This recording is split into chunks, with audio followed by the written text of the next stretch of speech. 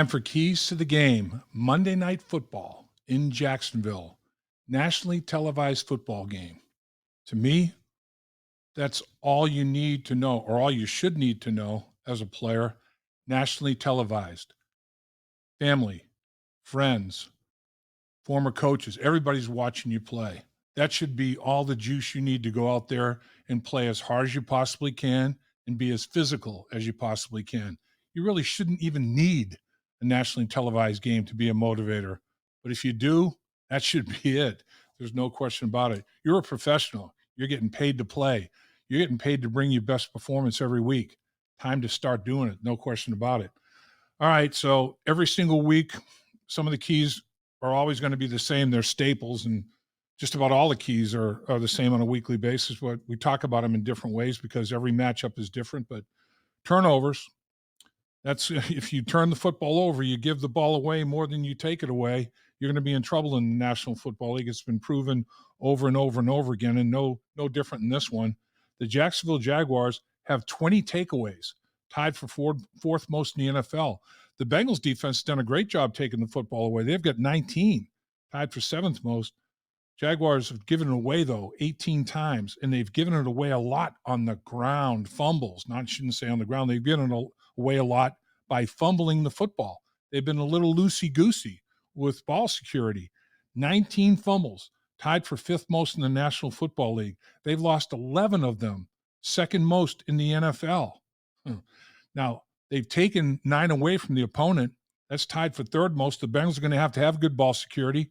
And the Jaguars, they continue to be a little loosey-goosey with the football. The Bengals need to take advantage of it. Cincinnati's only fumbled the ball 7 times this season, third fewest in the NFL. They've only lost 2 fumbles, tied for fewest in the NFL. They've recovered 7 fumbles, which is in the top 10, tied for ninth in the National Football League. So fumbles, I think, are going to be a big deal potentially in this football game. Both teams have the exact same number of interceptions with 7 that they've thrown. So that kind of washes each other out. But the Jaguars have 11 interceptions, tied for ninth most in the NFL. 2 of those are pick sixes, one of 61 yards, one of 24 yards. The Bengals have 12 interceptions, tied for third most in the National Football League. And, of course, Cam Taylor-Britt has that pick 6 for them. So, I mean, turnovers. The Bengals are looking at a plus 10 ratio, third best in the league, because Jacksonville has given the ball away 18 times. That's tied for 21st, third, plus 2, which is tied for 12th. But turnovers are going to be massive. The Jacksonville Jaguars have won 7 out of their last 8 games. They're 7-1 in their last 8 football games. That's pretty impressive. They won 5 in a row. They lost badly to the San Francisco 49ers 34-3, turned it over there big time, and then they won 2 more in a row. Bengals are going to have their hands full going down to Jacksonville. Can't give the game away with turnovers. You can't beat yourself. So that's one of the first keys. The next is explosives. I mean, the Cincinnati Bengals defense has given up the most explosives in the National Football League. That's not a good thing to lead the league in. There's no question about that. Not only explosives in the passing game, explosive runs as well. Going to have to shore it up, not give away these chunk plays like they've been. A good example is against Pittsburgh in the last loss. And they did it on third down. They gave up explosives on third down. We'll get to that as a key as well. But third down, the money down. Pittsburgh made a lot of money. They got rich. The Bengals were bankrupt. They did not do well on third down at all. The Bengals had their issues. But third down, 3rd and 13, an explosive play, 29-yard completion to Freiermuth, the tight end. Come on now. 3rd and 13? You give up a 29-yard completion down the seam to the tight end? Whew, tough one. 3rd and 3 in the second quarter. That was the first quarter play. 3rd and 3 in the second quarter, 39-yard completion to Johnson. Can't do it. Can't allow that to happen. 3rd and 8. You figure you're going to get off the field on 3rd and 8. Now, 43-yard completion to Pickens. 3 third down completions turned into explosives for 111 yards. Can't have that. It's crazy. All right, so explosives. The Bengals are going to have to get some. They haven't gotten as many as they need to get, particularly in the running game. And the running game has been null and void anyway. We'll get to that as a key as well. But let's get to third down now. Cincinnati Bengals on third down, 2 for 10 in those 8 times when they didn't convert. 4 times they were sacked, and they threw an interception on one of them. Half of their third down possessions ended in misery. 4 sacks, which increases the hidden yard problem, and an interception. Pittsburgh came into the game averaging a little over 1 out of 3 third down conversions, 34.5%. The Bengals allowed, in my mind, 8 of 16. It's 8 of 17 because they took a kneel down on third down to end the football game. 8 of 16. They gave them 50%, almost 16% jump in execution there on third down. Can't have that.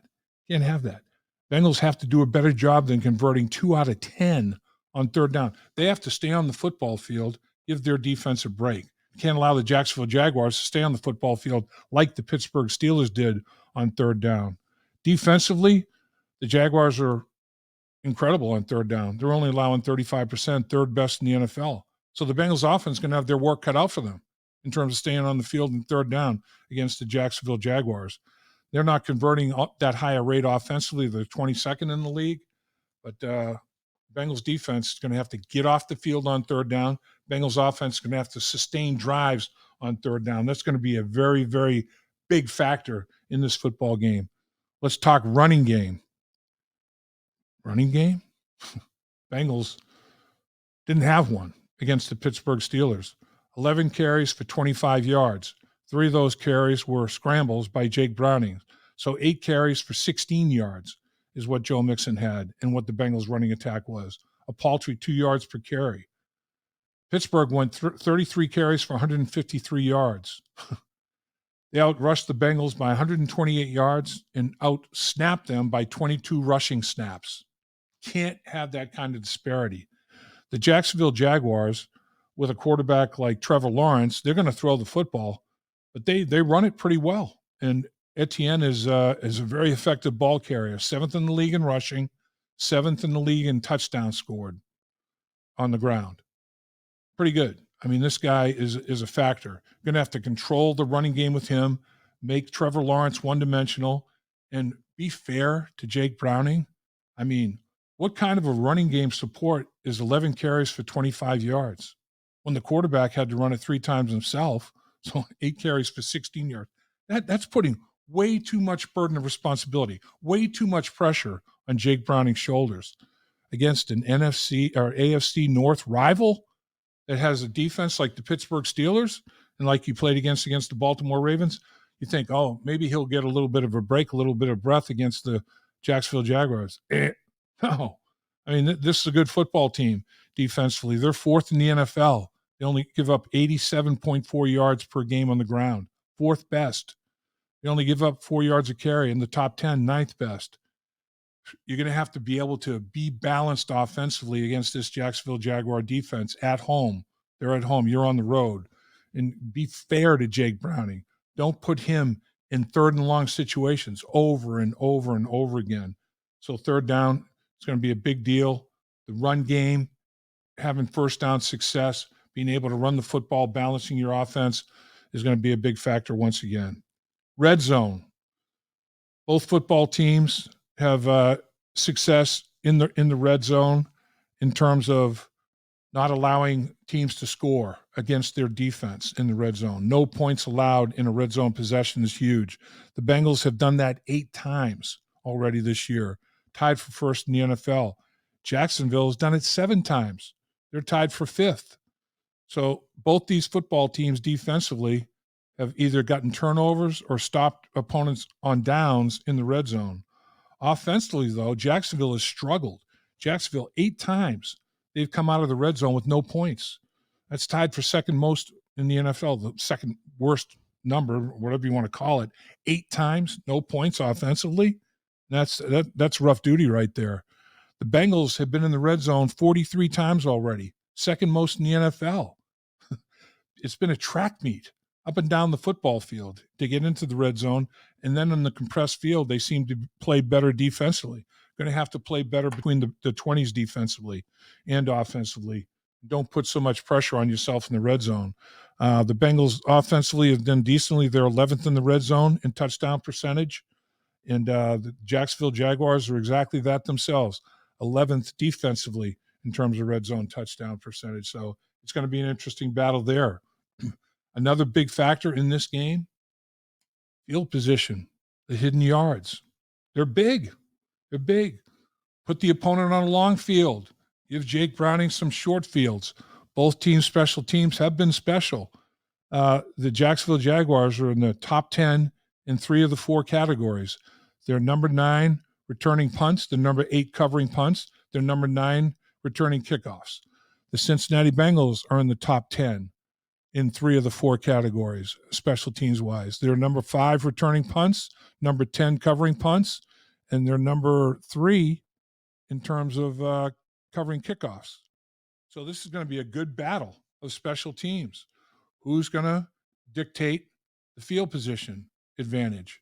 Put the opponent on the long field and dictate advantages with short field possessions. The Bengals, they've had an 81-yard punt return for a touchdown from Charlie Jones. The Jaguars have had a 48-yard punt return, a 53-yard kickoff return, not for touchdowns, but they've had some damage. They've done some damage in that area. Travion Williams last week against the Steelers had a 46-yard kickoff return. All of these things are going to be big factors in determining the outcome of the football game. And then in the punting game, they've got an outstanding punter, Cook. He's 4th in the NFL in net punting, almost 44 yards per punt net, 43.9. He's punted 23 times inside the 20-yard line. He's pinned the opponent back 23 times inside the 20-yard line, 4th best in the NFL. His ratio of plus 19 to punts inside the 20 as opposed to touchbacks is 3rd best in the NFL. Robbins has to step up. He's nowhere near those kind of numbers that Cook's putting up. It's going to be a big deal. Pin Jaguars back inside the 20, inside the 10. The Bengals, don't get pinned. Don't suffer long fields. I think hidden yards, field position is once again going to be a big deal in this football game when you've got a quarterback that you don't want to put the burden of responsibility on all on his shoulders. And that's what they did in the Pittsburgh Steelers game. Spread it out. Everybody take some of the responsibility. Jake Browning is capable. Jake Browning can win this football game. Don't expect Jake Browning to be Joe Burrow. Jake Browning's not Joe Burrow.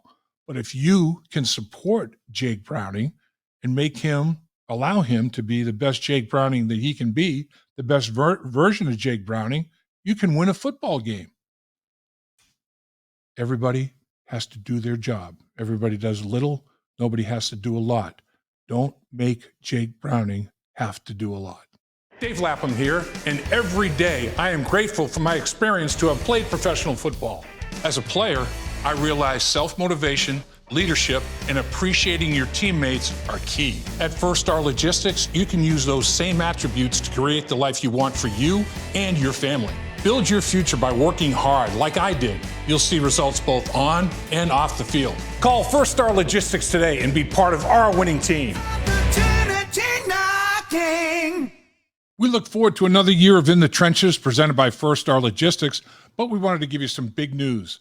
This season, you'll find our interviews and Keys to Bengals Victory on In the Trenches in the First Star Media Group YouTube channel, along with our growing team of Joe Goodbury's Bengals on the Brain and Malik Wright's State of the Jungle. Also, the great folks at First Star Logistics have big plans this season with special giveaways each week the Bengals play. So be sure to visit both channels and our social media pages to stay updated on all giveaways and the latest news on the Bengals. So be sure to subscribe to the First Star Media Group YouTube channel, as after this season, it'll become the channel that will host all our content.